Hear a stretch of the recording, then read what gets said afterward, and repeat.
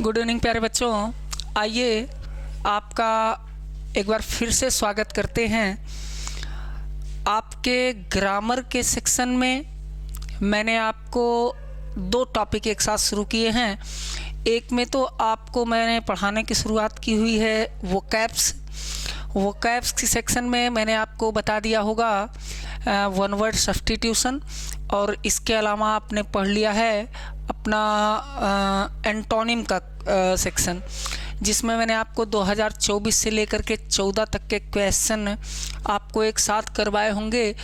और दूसरा सेक्शन जो आपका चल रहा है ग्रामर सेक्शन में मैंने आपको आपका पहला टॉपिक पढ़ाना शुरू किया हुआ था नरेशन में आपको 3 टॉपिक मैं पढ़ा चुका हूं, जिसमें आपको असर्टिव सेंटेंस में पूरे नियम पढ़ा दिए आपको, और इसके अलावा आपको प्रीवियस ईयर के क्वेश्चन बता दिए। आपको मैंने इंट्रोगेटिव में सेम उसी तरीके से इंट्रोगेटिव के क्वेश्चन बताए और उसके आपके प्रीवियस ईयर करवा दिए हैं। इसके अलावा मुझे आपको पढ़ा दिया है आपको इम्परेटिव सेंटेंस, और उसके प्रीवियस ईयर आपको करवा दिए हैं। आज आपका ये जो सेंटेंस है, आपका जो चौथा सेंटेंस होने वाला है, वो आज का सेंटेंस है आपका ऑप्टेटिव सेंटेंस। आज आप पढ़ने जा रहे हैं आपका नरेशन का चौथा सेंटेंस ऑप्टेटिव सेंटेंस। बहुत आसान सा सेंटेंस है, आइए समझ लेते हैं इसको। ऑप्टेटिव सेंटेंस अगर हम बात करें इसकी थोड़ी सी, तो ऑप्टेटिव सेंटेंस को हिंदी में क्या कहते हैं? ऑप्टेटिव सेंटेंस कहते हैं इच्छा सूचक वाक्य। इच्छा सूचक वाक्य, इच्छा सूचक वाक्य क्या होते हैं? ऐसे वाक्य होते हैं जो अपनी इच्छाओं से बोले जाते हैं। कहने का मतलब यह है भैया कि आपको इन वाक्यों को बोलने के लिए किसी के दबाव की ज़रूरत नहीं पड़ेगी। इसमें 5 चीज़ें आती हैं। क्या क्या चीज़ें आती हैं? ईश्वर से प्रार्थना। ईश्वर से प्रार्थना की बात यह है कैसे ये ऑप्टेटिव सेंटेंस होता है। आपको अगर मान लीजिए हमको कोई ज़बरदस्ती ले जा सकता है मंदिर तक, भगवान के सामने तक ले जा सकता है, लेकिन ज़बरदस्ती हमसे ईश्वर से प्रार्थना नहीं करवा सकता है। तो ऐसे शब्द जो अपनी इच्छाओं से बोले जाते हैं इच्छा सूचक शब्द कहलाते हैं। इसमें ईश्वर से प्रार्थना आएगा, आशीर्वाद आएगा, अभिशाप आएगा, शुभकामना आएगा और विदाई। 5 चीज़ों की जानकारी होती है। कहने का मतलब ना तो आप ज़बरदस्ती ईश्वर से प्रार्थना कोई करवा सकता है, आप किसी से ज़बरदस्ती पकड़ लीजिए, उसके बाद मार करके उससे कहिए कि हमको आशीर्वाद दो कि हमारी उम्र लंबी हो जाए, तो आशीर्वाद आपको देगा? पता नहीं क्या देगा आपको। इसके बाद अभिशाप है। अभिशाप में क्या करते हैं? किसी के बुरे की प्रार्थना करते हैं, बुरे की कामना करते हैं। शुभ कामना क्या होता है? शुभ कामना जैसे आप किसी को किसी चीज़ के लिए विश करिए, चाहे किसी को गुड मॉर्निंग विश कर दीजिए, गुड इवनिंग विश करिए, गुड आफ्टरनून विश करिए, किसी को हैप्पी बर्थडे विश कर दीजिए, किसी को हैप्पी एनिवर्सरी विश कर दीजिए, किसी को हैप्पी दिवाली विश कर दीजिए, किसी को हैप्पी होली विश कर दीजिए। कहने का मतलब किसी को किसी बात के लिए शुभकामना देना। विदाई की जानकारी केवल 2 चीज़ों से पता चलेगी। अगर कहीं पर गुड नाइट आया हो या कहीं पर गुड बाय आया हो।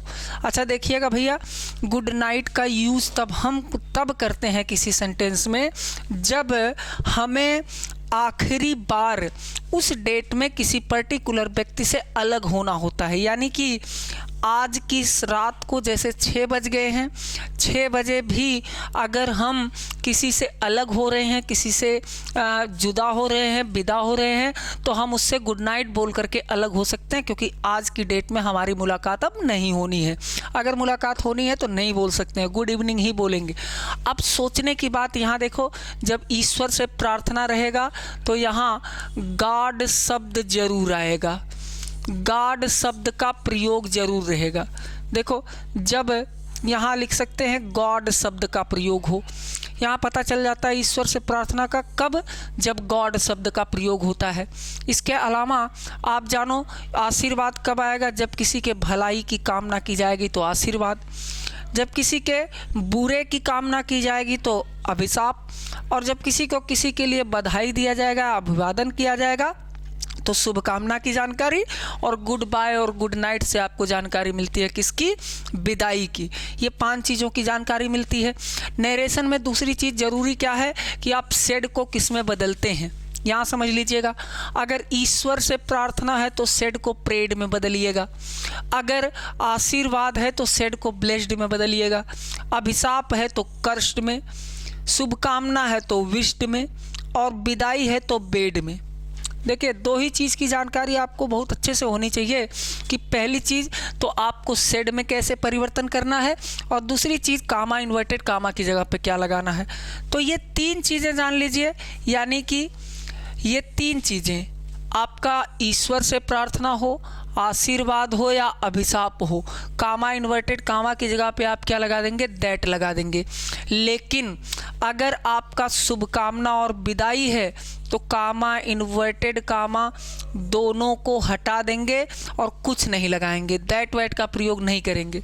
अच्छा, इसके अलावा आपको क्या करना है, इन तीनों में यानी ईश्वर से प्रार्थना, आशीर्वाद और अभिशाप है तो इसमें सेंटेंस को असर्टिव बना देते हैं, सेंटेंस को असर्टिव बना देते हैं, अर्थात सब्जेक्ट के बाद हेल्पिंग वर्ब नहीं, हेल्पिंग वर्ब में दिया रहेगा अक्सर। You have to use might, आप जानते हैं कि मे को माइट में बदल दिया जाता है। तो मेरे ख्याल से ये आपको ऑप्टेटिव सेंटेंस में कौन कौन से नियम काम आएंगे ये मेरे ख्याल से समझ में थोड़ा सा आया होगा। फिर से एक बार सुन लेते हैं क्या क्या चीज़ें आपको बताया कि मैंने। ऑप्टेटिव सेंटेंस वे सेंटेंस होते हैं जिनमें अपनी इच्छाओं से हम कुछ बोलते हैं, जिसके लिए किसी दबाव की ज़रूरत नहीं पड़ती है। 5 प्रकार के वाक्य आते हैं इसमें, कौन कौन से, ईश्वर से प्रार्थना, आशीर्वाद, अभिशाप, शुभकामना और विदाई। ईश्वर से प्रार्थना जब होगी तो सेड को प्रेड में बदलिएगा। और देखना यहाँ पर दूसरी बात समझ लीजिएगा, जो गॉड शब्द है, गॉड शब्द को हटा देते हैं, गॉड नहीं, गॉड शब्द का प्रयोग हो तो ऑब्जेक्ट को हटा देते हैं, तो ऑब्जेक्ट को हटाते हैं। अच्छा, ऑब्जेक्ट को इसलिए हटाते हैं, जैसे मान लीजिए आपसे दिया गया हो, he said may God give you a son, भगवान आपको एक पुत्र दे। तो अगर आपको ही सेड टू मी, अगर आपसे कहे he said to me God may God give you a son, भगवान आपको पुत्र दे, तो हमने बदल दिया सेड को प्रेड में। अगर हमने लिख दिया ही प्रेड मी, मुझसे प्रार्थना की, तो यहाँ पर अर्थ का अनर्थ हो जाएगा। प्रार्थना आपका गॉड से कर रहा है, इसलिए आप क्या करते हैं, ऑब्जेक्ट को हटा देते हैं। तो अगर ये सब बातें समझ में आई कि इन तीनों में कामा इन्वर्टेड कामा के स्थान पर दैट लगाना है, सेंटेंस को असर्टिव बनाना है, जबकि नीचे वाले दोनों में कामा इन्वर्टेड कामा को हटा करके सेंटेंस को लिख लेना है। इतनी बात अगर समझ में आए तो आइए एग्जाम्पल देख लेते हैं, आपको कहानी समझ में आएगी। यहाँ देखिए क्या क्या क्वेश्चन आपके पूछे गए हैं ऑप्टेटिव में प्रीवियस ईयर में। पहला क्वेश्चन आपका देखिए, पहला क्वेश्चन पूछ लिया गया 2023 में, my brother said to me may you live long, मेरे भाई ने मुझसे कहा कि आपकी उम्र लंबी हो। अब बताओ, मे यू लिव लॉन्ग, तुम्हारी उम्र लंबी हो। अब अगर आप, मेरा भाई है, मुझसे कह रहा है कि आपकी उम्र लंबी हो, तो भैया मेरे 5 चीज़ों की जानकारी होती है। गॉड अगर शब्द आता तो ईश्वर से प्रार्थना हो जाता, लेकिन वहाँ पर कह रहा है कि आपकी उम्र लंबी हो, तो आशीर्वाद है, तो सेड को बदल दिया हमने ब्लेस्ड में, इन्वर्टेड कामा की जगह पर दैट लगा दिया। अब देखो यू है तो बदलेगा ऑब्जेक्ट के अनुसार, आई हो गया, मी को, मे को माइट में बदल दिया, उतार लिया। दूसरा क्वेश्चन देखोगे, दूसरे क्वेश्चन में आप he said to his friend good morning, पहले 2 बातें समझिएगा। पहली चीज तो आपका यहाँ गुड मॉर्निंग, इसको हल करिएगा। ही सेड को बदलेंगे किसमें, विश्ड में, चूंकि हमने कहा कि अगर गुड मॉर्निंग, गुड इवनिंग किसी भी त्यौहार के लिए बधाई दिया गया है तो इसका मतलब ये है कि विश करना है, तो सेड को विश्ड में बदल देंगे। और इसके बाद देखो आप ऑब्जेक्ट लिखेंगे, और जब आपका विश हो तो आप क्या करते हैं, इन्वर्टेड कामा के स्थान पर दैट का यूज नहीं करके उतार देते। लेकिन याद रखिएगा मेरे बच्चों कि अगर किसी सेंटेंस में 2 सेंटेंस दिए गए हैं तो पहले वाले को हल करने के बाद दूसरे के बारे में सोचिएगा कि दूसरा जो सेंटेंस दिया गया है वो किस टाइप का सेंटेंस है। अगर आप देखेंगे ध्यान से तो वो टाइप आपका क्या है, आपका सेंटेंस दिया है WH प्रकार का, यानी इंट्रोगेटिव दिया है, तो आप एंड से जोड़िएगा, सेड को बदलिएगा। जिस सेंटेंस में यहाँ पर वाक्य दिया गया है, जिस टाइप का सेंटेंस दिया गया उसमें रिपोर्टिंग वर्ब में परिवर्तन करेंगे और कामा, इन्वर्टेड कामा के स्थान पर जो लगता है वो लगाएंगे, हाउ लगा देंगे, सब्जेक्ट को ले आएंगे, जब ऑब्जेक्ट के अनुसार बदलेगा तो ही हो जाएगा वाज। तीसरा क्वेश्चन देखोगे, Mohan said to me good evening, I am please to see you.